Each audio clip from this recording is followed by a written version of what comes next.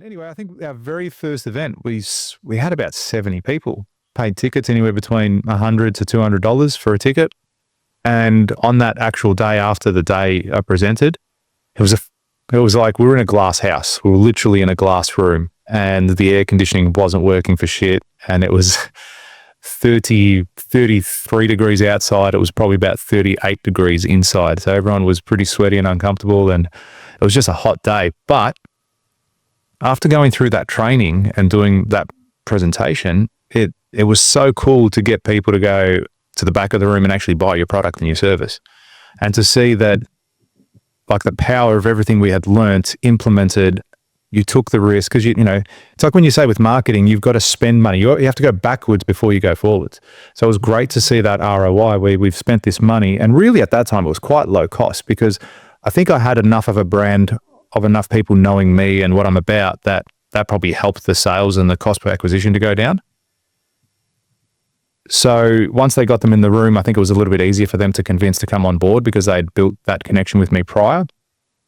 The interesting thing that followed thereafter was seeing how your cost per acquisition goes up and your audience is more and more cold. And that means your influence needs to be more and more on these people to get them to buy, and you have to add more steps and all that sort of stuff. So it's been quite an interesting journey to see all that. So I think there's two sides to that though, because there is the no one knows you in the room, like no one knows you personally.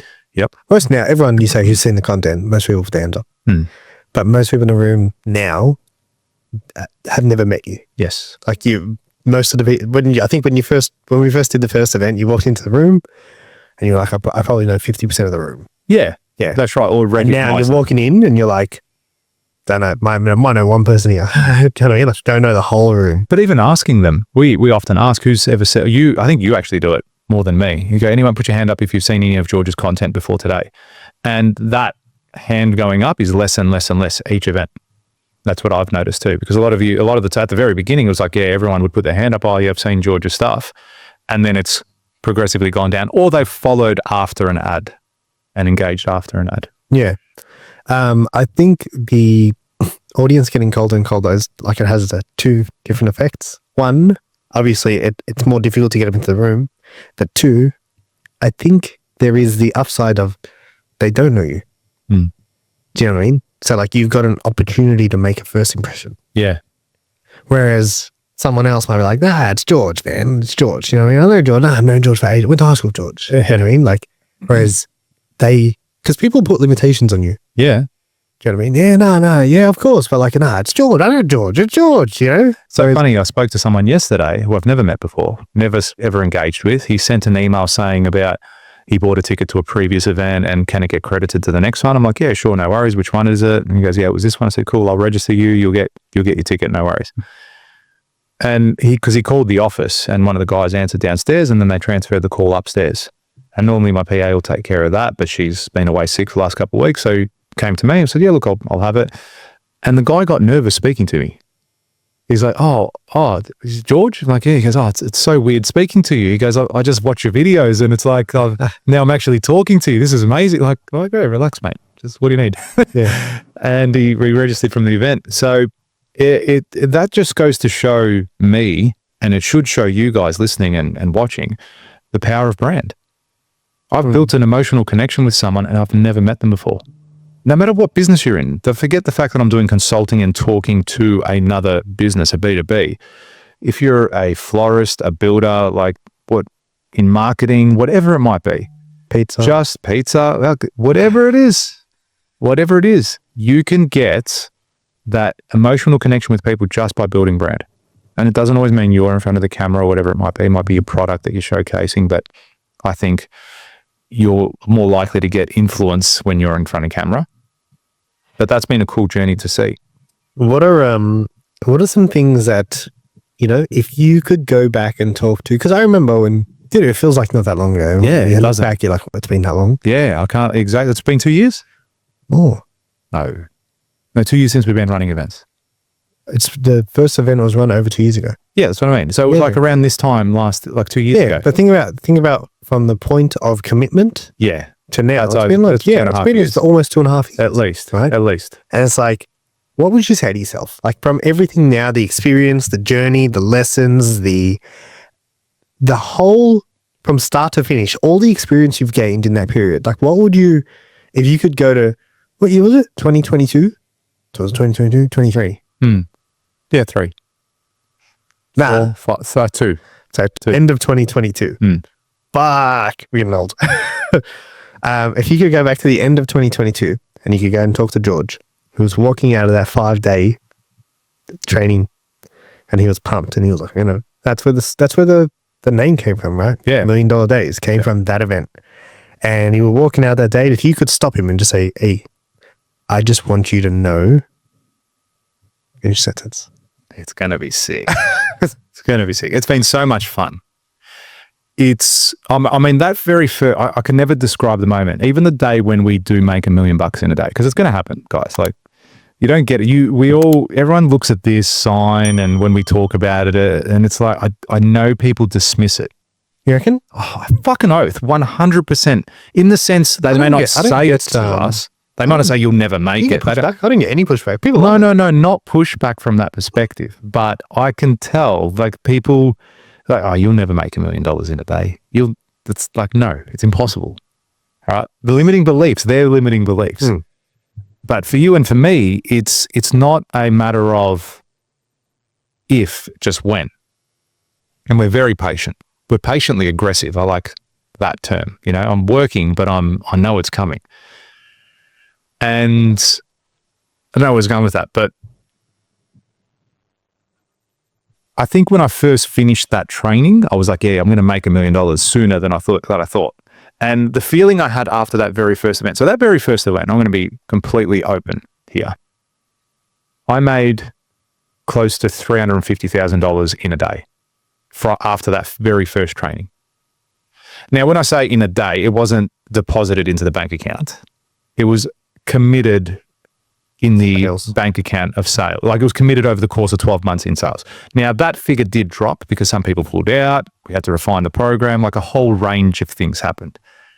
So it wasn't actually that much. But the feeling to have gone through that and get that level of sales showed me that it was possible, that it can be done. And the funny thing is, I've never been able to repeat that since. Not once.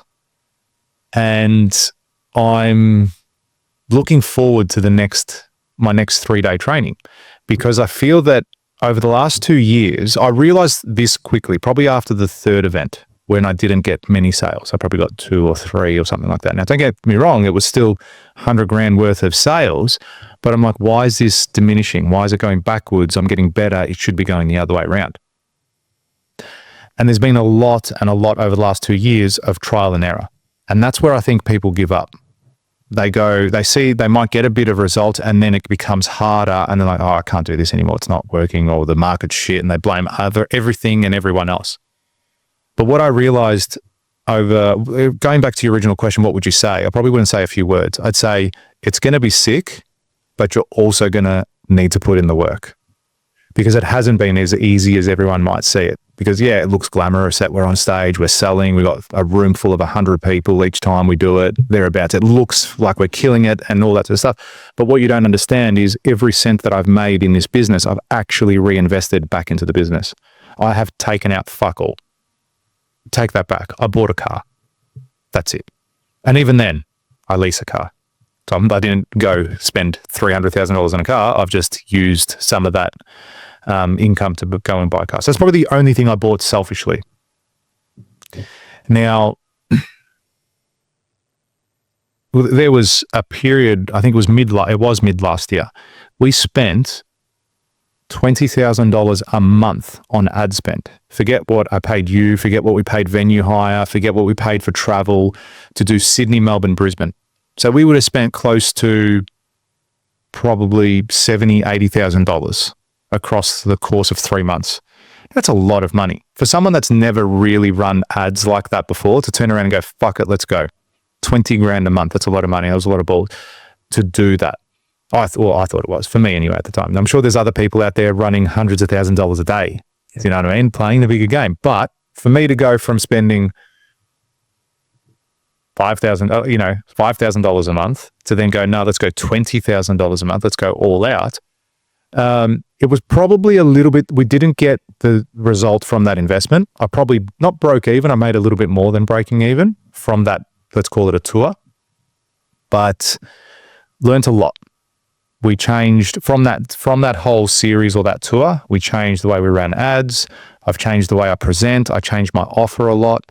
I've gone and spoken to mentors, to other people. What can I change? What can I do? And I'm really excited now because all those experiences over the last 2 years, we can now put together and cultivate something and go, I think this is going to be the best value for people, that they will look at it and go, it's a no-brainer. I have to sign up.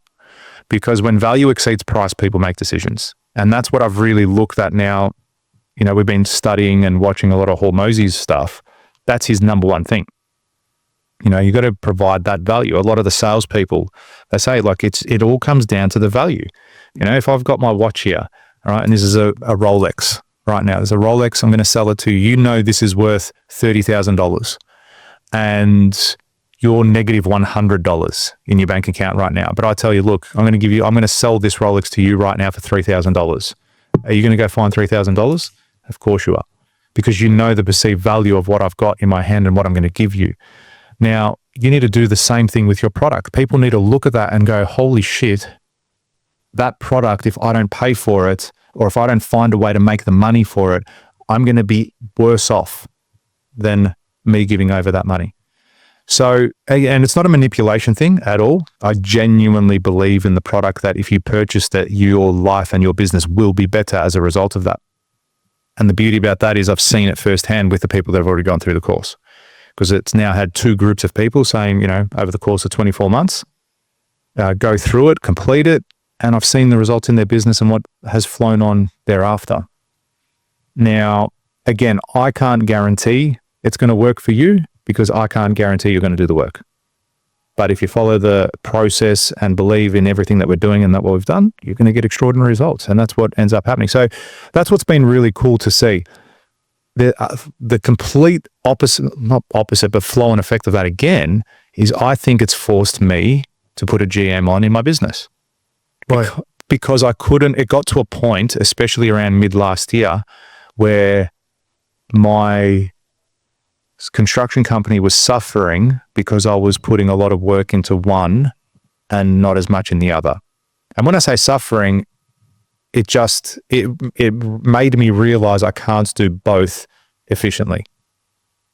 I was going to run out of time, effort, and resources to be able to do both, and one was going to suffer. One or the other would have suffered, because if I had to spend the time on doing my work at PASCON, then cool, the event might not have been as good. Or if I spend too much time on the event, then does that mean I lose a project here that could have made $500,000 in gross profit? Who knows? And it got to that stage where I actually almost lost a project at PASCON because I was spending so much time over here at Builder Elite. So it made me realize, and probably forced me to more so put someone on and go, cool, you're now the GM, you need to run the business, you need to start getting sales, growing, all that sort of stuff, and take stuff off my plate so I can concentrate on the broader picture of the company, but also focus on the Builder Elite stuff too. So there's been huge flow and effect with that, and a lot of stress, which I was actually going to touch on today as far as the topic is concerned. If you like that clip and you want to watch another one, click just over here. And if you want to watch the full episode, click just over here. Don't forget to subscribe to the channel, and thanks for watching.